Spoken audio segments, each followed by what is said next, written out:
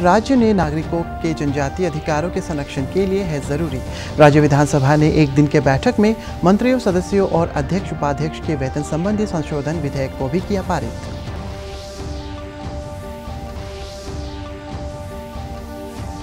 देश भर में अब तक कोविड-19 से 25 लाख से ज्यादा लोग हुए स्वस्थ। देश भर में 3 करोड़ 25 लाख से ज्यादा लोगों की हुई कोविड जांच।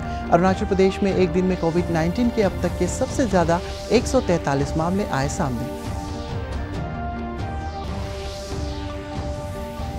ईस्ट सियांग जिले के निगलोक स्थित अरुणाचल प्रदेश के पहले सैनिक स्कूल का दूसरा स्थापना दिवस मनाया गया। राज्यपाल और मुख्यमंत्री ने विद्यालय के स्थापना दिवस पर छात्रों और अध्यापकों को शुभकामनाएं दी। बच्चों ने ऑनलाइन सांस्कृतिक कार्यक्रम किए प्रस्तुत।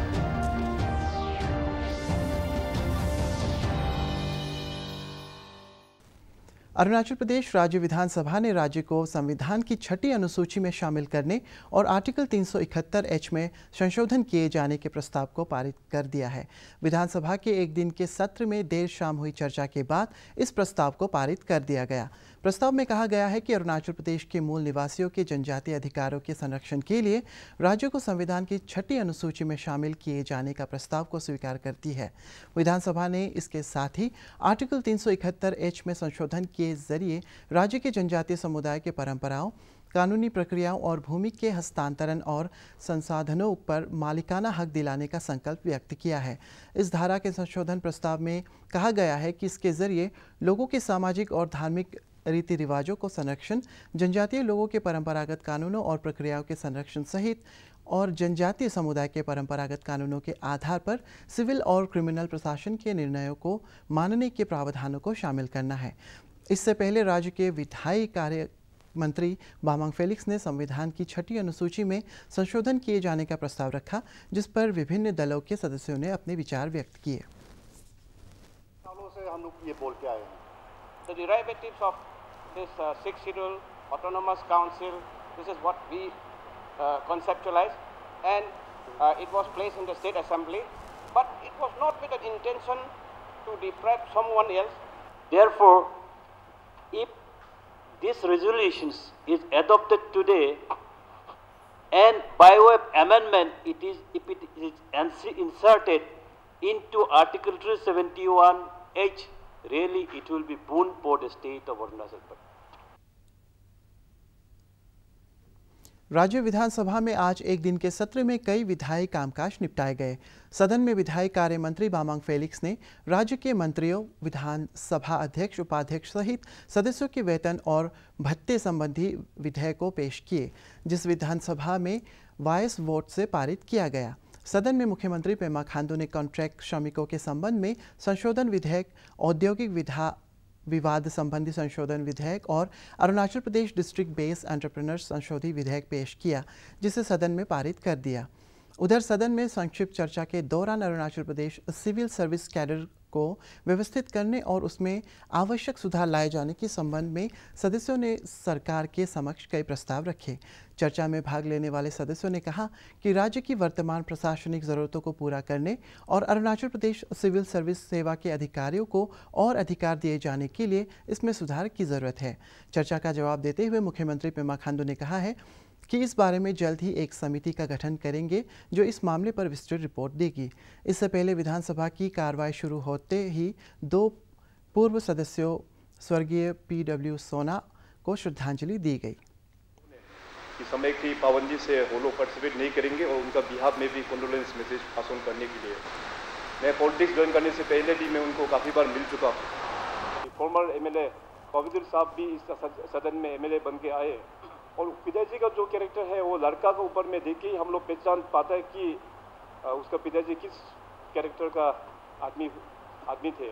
जैसे पवित्र साहब भी बहुत ही सिंपल, बहुत ही डाउन टू आदमी ही है वो, तो उनका उसको देखते हुए भी उनका पिताजी का समझ में आता है।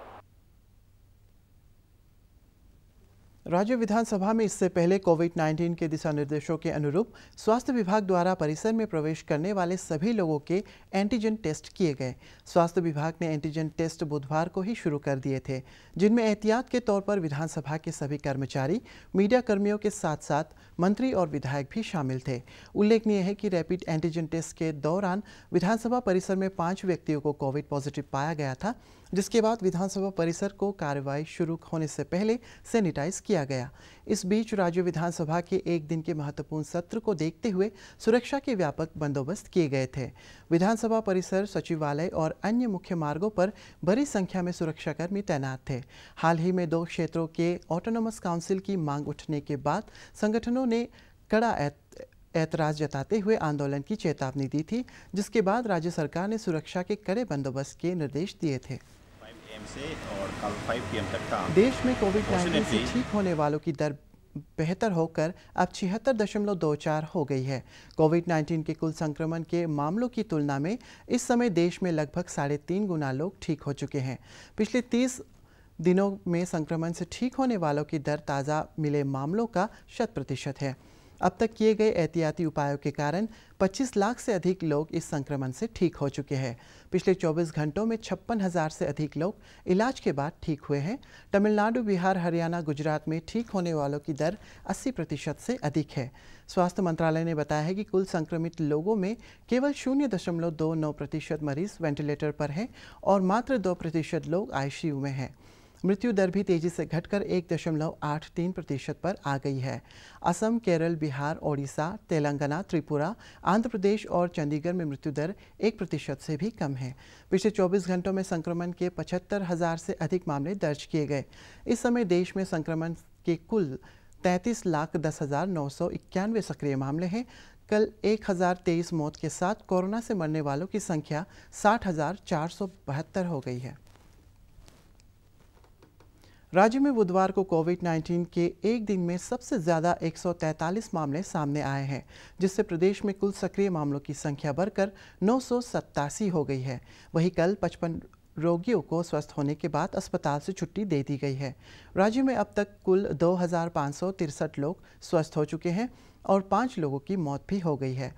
बुधवार को आए 143 मामले 18 जिलों से दर्ज किए गए हैं, जिनमें सबसे ज़्यादा 31 मामले ईटानगर राजधानी क्षेत्र से आए हैं। वहीं ईस्ट सियांग जिले से 24, ईस्ट कामेंग जिले से 16 और 10 मामले वेस्ट कामेंग जिले से दर्ज किए गए हैं। ईटानगर में आए मामलों में 6 मामले पेड क्वारंटीन सेंटर और बंदरदेवा चेक गेट से, जबकि 5 मामले विधानसभा से दर्ज किए गए हैं। वहीं ईस्ट सियांग से आए 24 मामलों में से 15 मामले केंद्रीय अर्धसैनिक बलों से जुड़े हुए हैं। प्रदेश में कोविड जांच के लिए 1,52,000 से ज़्यादा सैंपल लिए जा चुके हैं। ईस्ट सियांग जिले के निगलोक स्थित अरुणाचल प्रदेश के पहले सैनिक स्कूल का आज दूसरा स्थापना दिवस मनाया गया।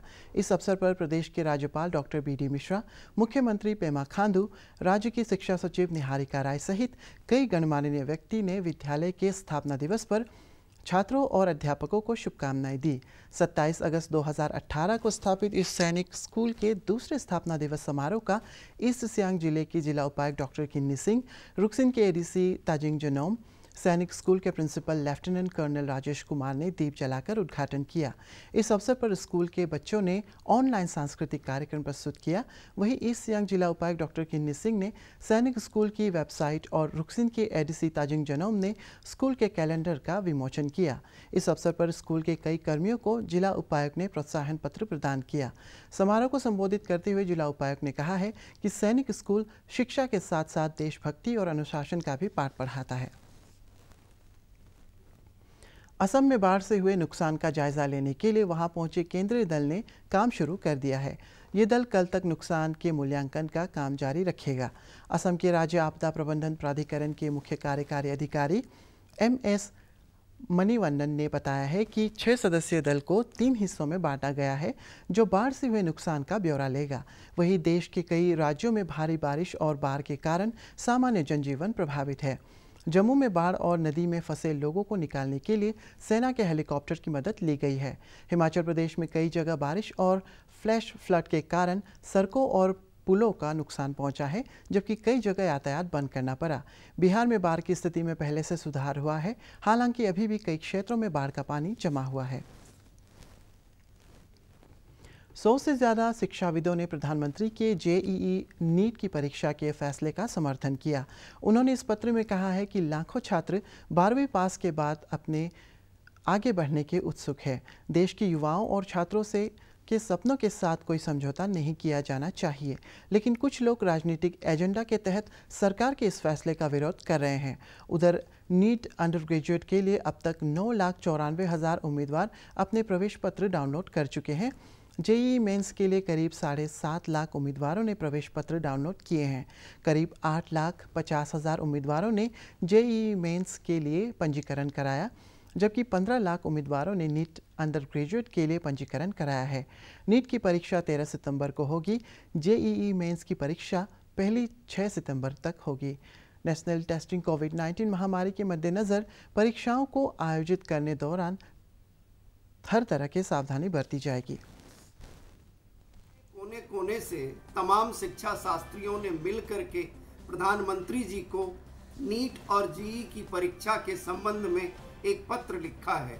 हमारा मानना है कि यह परीक्षा अवश्य कराई जानी चाहिए, क्योंकि यह देश की प्रतिभा के साथ जुड़ा हुआ निर्णय है। मेरा ये मानना है कि सभी राज्य सरकारों को सहयोग करना चाहिए और जो भी निर्देश एनटीए के द्वारा जारी किए गए हैं उसके अनुसार परीक्षा में सहयोग करना चाहिए।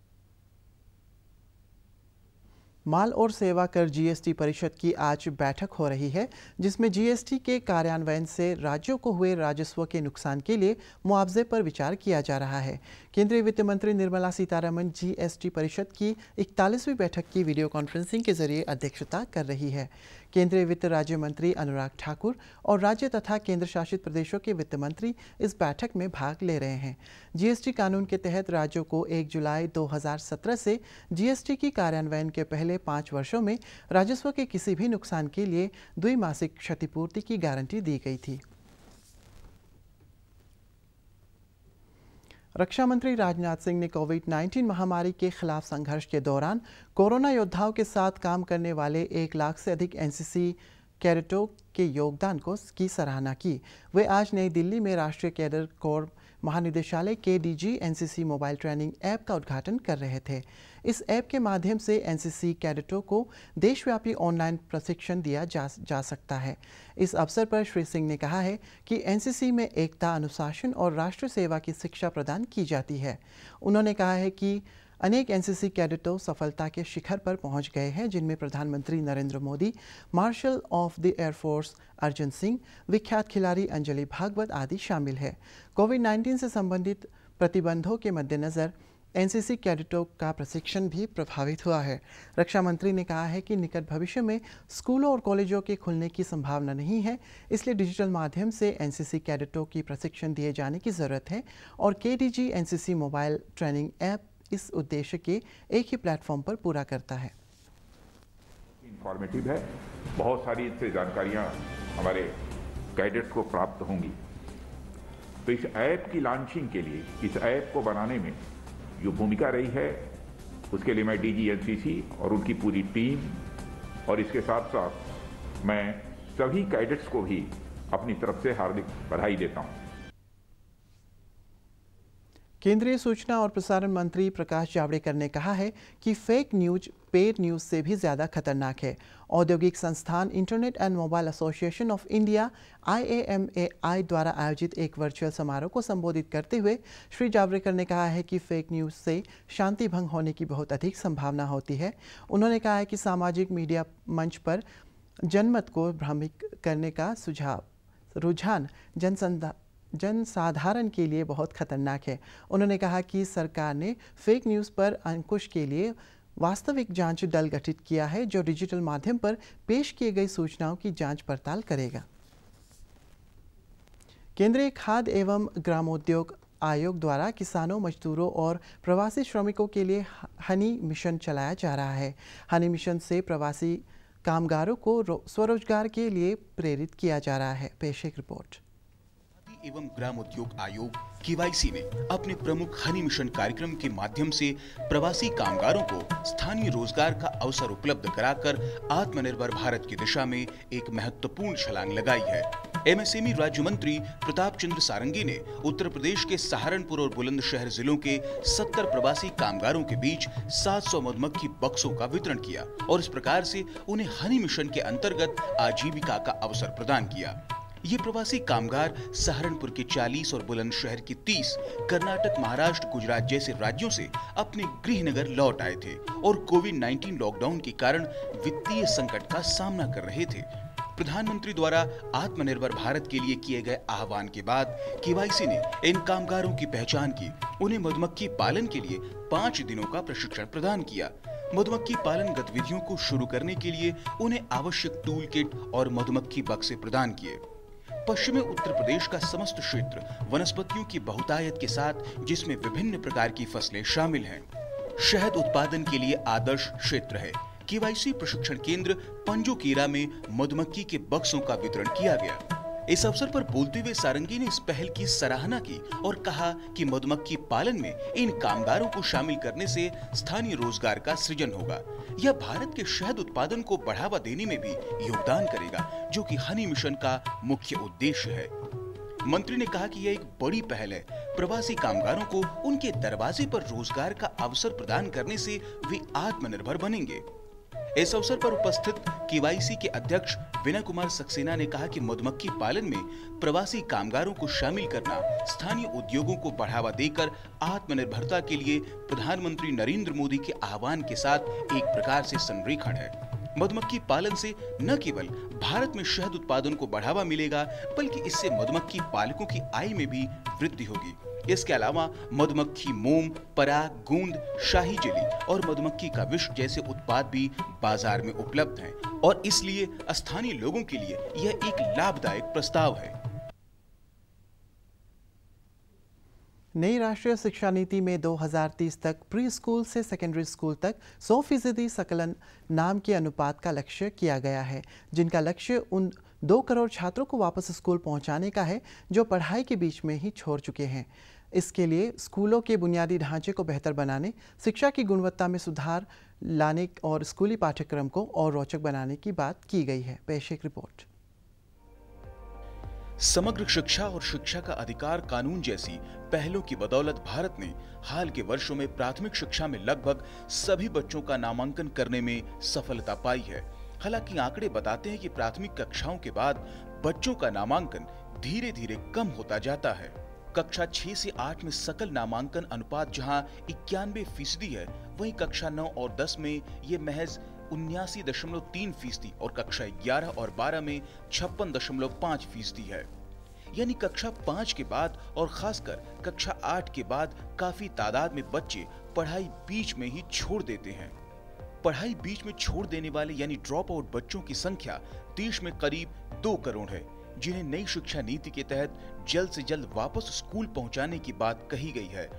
2030 तक प्री स्कूल से लेकर सेकेंडरी स्तर में 100% सकल नामांकन अनुपात हासिल करने का लक्ष्य रखा गया है। शिक्षा नीति में कहा गया है कि प्री स्कूल से लेकर 12वीं तक के सभी बच्चों को समग्र शिक्षा मुहैया कराने के लिए राष्ट्रीय स्तर पर समेकित प्रयास किए जाएंगे। ड्रॉप आउट बच्चों को वापस स्कूल पहुंचाने और बच्चों को पढ़ाई बीच में छोड़ने से रोकने के मकसद से 2 महत्वपूर्ण कदम उठाने की बात शिक्षा नीति में कही गई है। इनमें पहला है स्कूलों में पर्याप्त बुनियादी ढांचा उपलब्ध कराना। स्कूलों के इंफ्रास्ट्रक्चर को बेहतर करने के साथ साथ हर स्तर पर पर्याप्त संख्या में प्रशिक्षित शिक्षक उपलब्ध कराए जाएंगे। साथ ही ये भी कहा गया है कि देश में सरकारी स्कूलों की विश्वसनीयता फिर से बहाल की जाएगी, जिसके लिए वर्तमान स्कूलों को अपग्रेड किया जाएगा और जिन इलाकों में स्कूल नहीं है वहां अच्छे स्कूल बनाए जाएंगे। इसके अलावा स्कूल आने जाने के सुरक्षित साधन और बच्चों खासकर लड़कियों को छात्रावास की सुविधा मुहैया कराई जाएगी, ताकि सभी बच्चों को अच्छे स्कूल में जाने और समुचित स्तर तक पढ़ने का अवसर मिल सके। प्रवासी मजदूरों के बच्चों और अन्य किसी कारणवश स्कूल छोड़ देने वाले बच्चों को मुख्यधारा की शिक्षा में वापस लाने के लिए सिविल सोसाइटी की मदद से वैकल्पिक और इनोवेटिव शिक्षा केंद्र स्थापित किए जाएंगे। ड्रॉप आउट छात्रों को वापस स्कूल पहुंचाने के लिए दूसरा जरूरी कदम होगा इन छात्रों की ट्रैकिंग करना और इनके सीखने के स्तर पर लगातार नजर रखना। अरुणाचल समाचार के आज के अंक में इतना ही। हम कल फिर हाजिर होंगे अरुणाचल और देश और दुनिया की खबरों के साथ। आप देखते रहिए अरुण प्रभा। नमस्कार।